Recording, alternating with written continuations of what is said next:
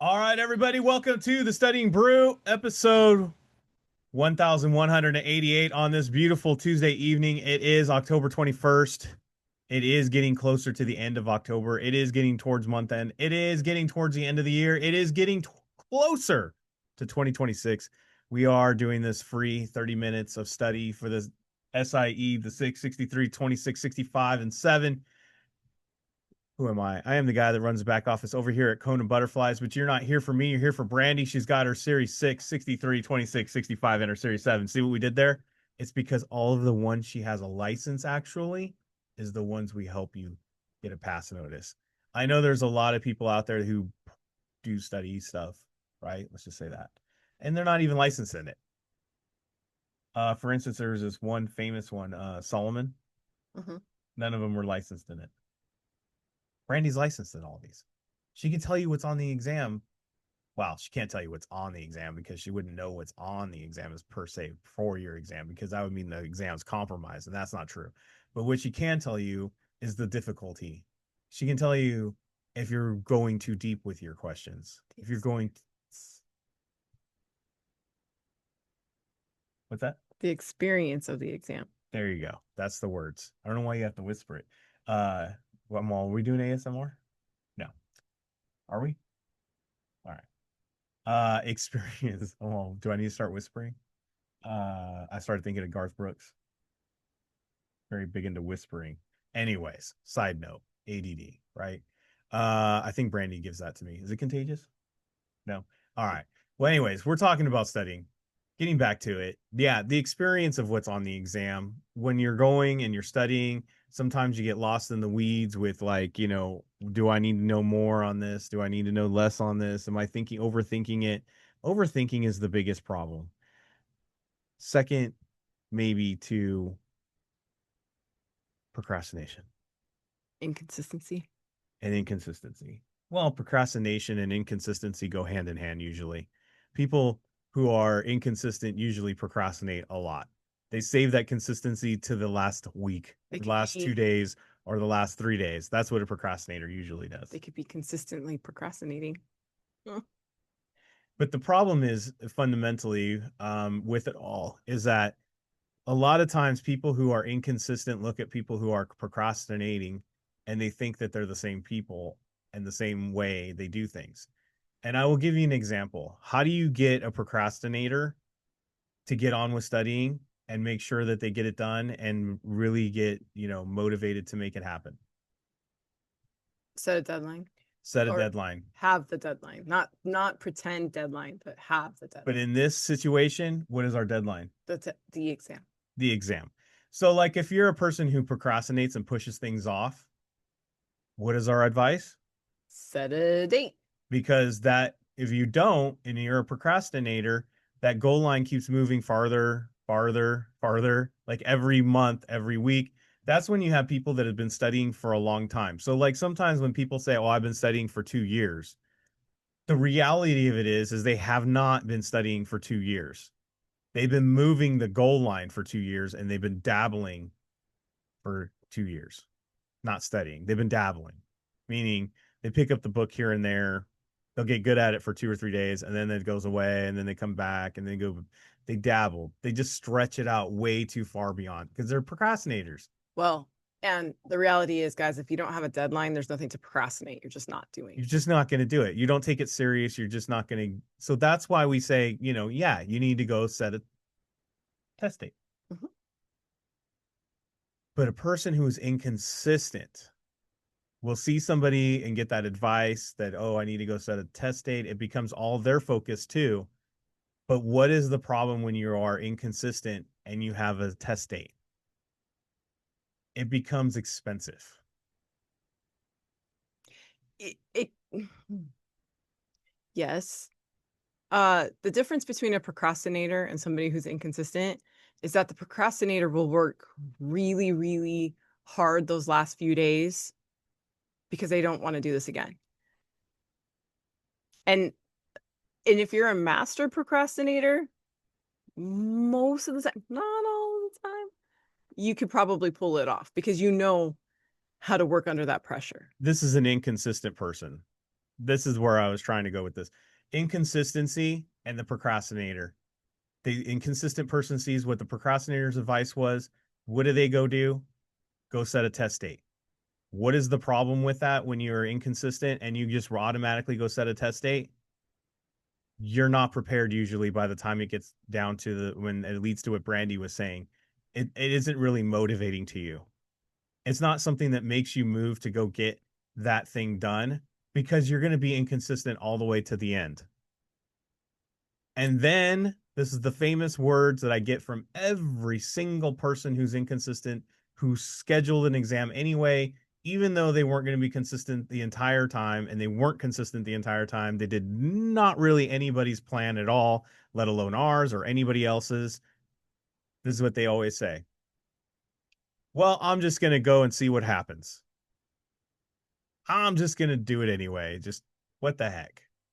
I took one 10-question quiz in the last 2 years, and I'm just gonna go I was wing it. always great with exams, or I was great in school at passing exams the first time. I would pass my real estate exam the first go. And this is not any the slight against anybody that has a real estate exam. It's just not the same thing. It's not even in the same ballpark. And I can say this not because I've taken either of those tests and compared them. It's because I've had people from both industries study for both, and they will all tell you it is not the same at all. Well, and there's more real estate agents than financial professionals. Fun facts. But an inconsistent person taking the advice from a procrastinator that we give to procrastinators and just setting the date is not a good advice at all. Instead, you need to be honest with yourself. Am I part of the inconsistent crowd? Is that really the reason why this thing is taking so long? Because I'm inconsistent all the time.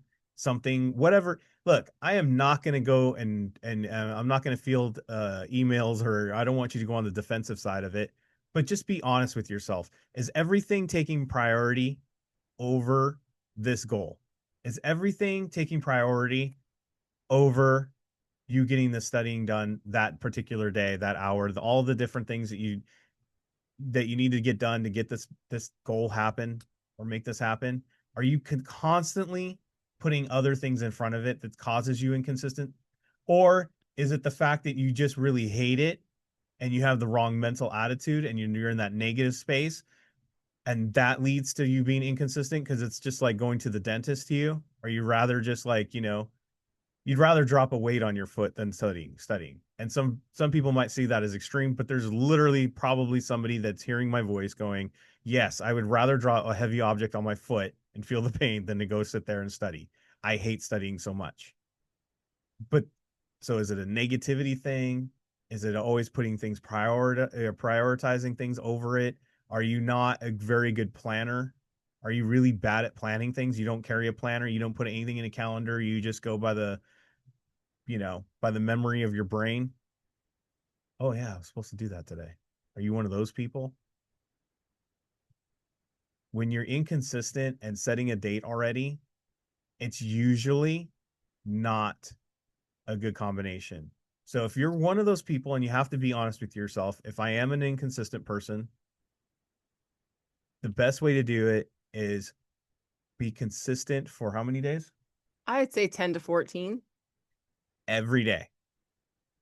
Like especially if you have our plan, the 21-day plan, you get through the 14th day, you haven't skipped a beat, you finished every task that you're supposed to do every single day as you're supposed to for the last 14 days.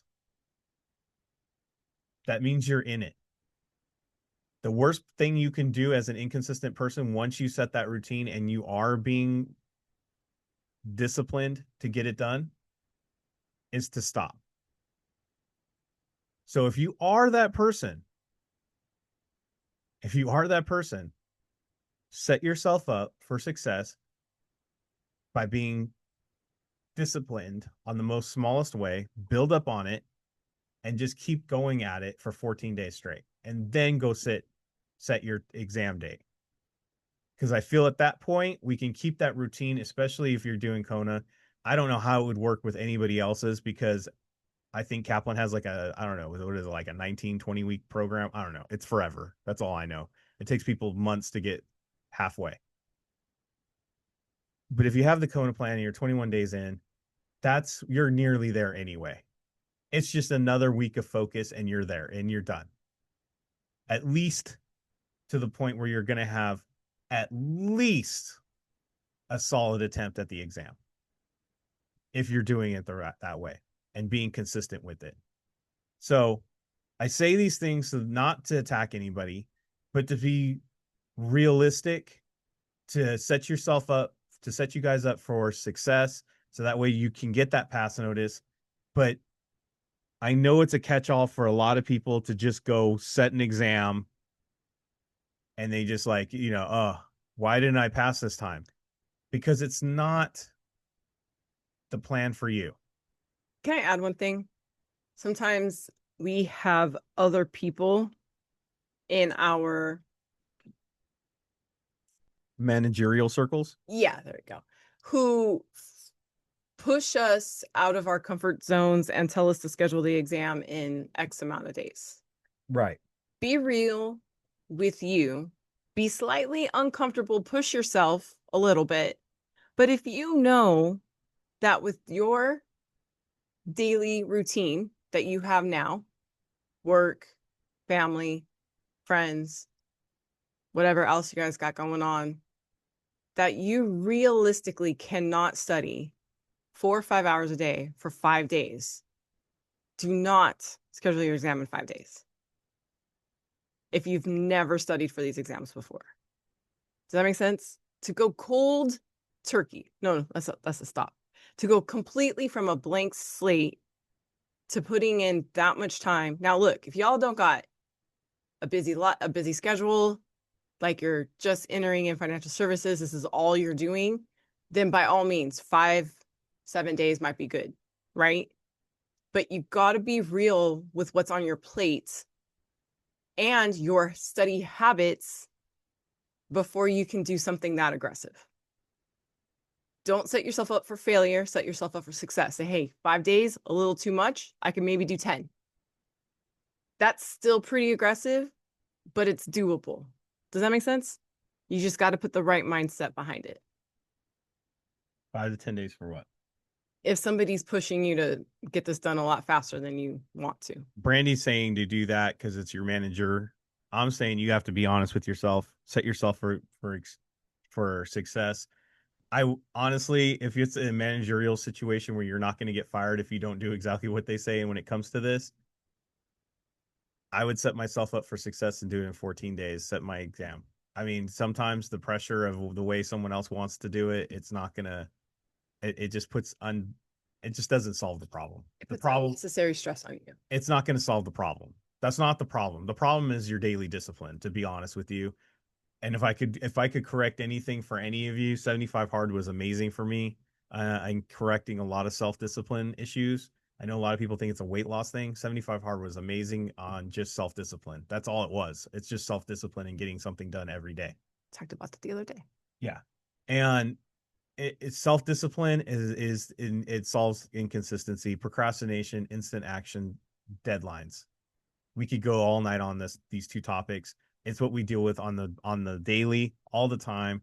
Brandy hears it in the live exam sessions that we offer with Kona or in the small group tutoring. But if you don't have a plan that's like 21 days or so, look, either way, if you're a procrastinator or inconsistent, anything longer than that we found really misses the mark usually with most people.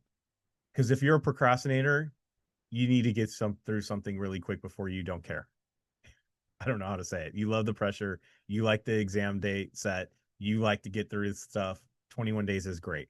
If you're an inconsistent person, it's a great way to stay consistent if you just follow the dang plan for 21 days. 21 days is not that long to be disciplined enough to follow it. And usually what happens if you follow it for one exam, you'll carry that same discipline into the next exam after you pass it. So get yourself a 21-day program to SIE 663 2665 if you have not yet. Books for sale. We got them for the SIE, the 663 2665. We got Kona Community on the Discord. That's where you can reach out to Brandy and I. This is where we get all this knowledge from that we were talking about right now, right? This is where we hear people. It's like case by case study with all of you. Kona, you can go ahead and get on the Kona Discord.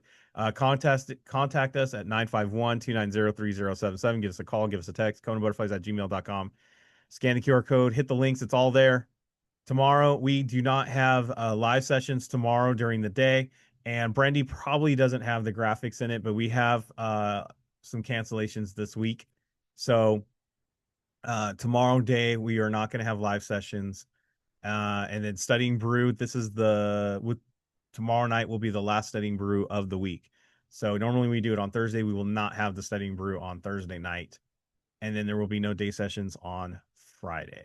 Yeah, I didn't want to put that I didn't want to graphic in yet. confuse it all, but I want people to start marking it out. But tomorrow we are not going to have day sessions. We will be back for the brew tomorrow night. No member sessions in the morning, but we will be back tomorrow night. And then be aware that we are changing up the schedule at the end of this week. A lot of stuff going on. CIF playoffs. We're just having to go see our kids play, to be honest with you. That's what it is. It's just right. Snap dab. What is it called? Smack dab in the Smack middle. dab in the middle. There you go. Thanks, Brandy, for the assist. Smack dab in the middle of all of it. Speaking of which, congratulations to our daughter. They got past the first round. Her flag football team is on to the second round. So it's pretty awesome. So, all right, you ready? Mm-hmm. Let's get to it. Nope. That's not it. Nope. That's it. All right. What do you want to say about tonight? Test taking techniques Tuesday. Yes. This is the night where we can get some stuff right without knowing it. And I want to say this. I've been saying this for 1,100 and something episodes, right? About test taking techniques. You can get the answer without knowing the content, blah, blah, blah. I want to preface this. I want to say this right now. Especially if you're on here for the first time or you've been on here with us or you want to recommend people, look, we're not saying that you don't need to know content to get a pass notice. What we're saying is this is a skill set and a technique that can help you get some right, if you know what I mean. If you were going to guess anyway and you don't know Jack or Sally, right? I was going to say something else, but Jack or Sally and what's going on in the screen, guess what? This is a great way to at least help yourself out with getting the question right, because this is going to be a great way to dismantle the at least get a nice foothold, some tread or whatever you want to call it in that question. So that way you can point yourself at the best guess possible and possibly have the best attempt possible leading to an exam pass. So many times people put questions up on that Discord. It looks amazingly, incredibly a difficult question, or the question looks very difficult. And me, who literally has been taking all these techniques for the last 1,180 episodes, I will look at it and I'll say, Brandy, how come they just can't see that the answer C, the technique was there? That's who I'm talking to. Yeah. Let's go. All right. Oh, yeah. So right there, these are little techniques or shortcuts to start looking and even get a right answer, even if you were going to guess. So if you're coming on here to like get out of these exams by not studying and just knowing techniques, it's not going to work. You got to know some content. These are definitely like, hold on, I don't want to say the. These are definitely an extra edge. Exactly. These help you fill in the blanks. Okay. Okay. You guys ready? Let's go.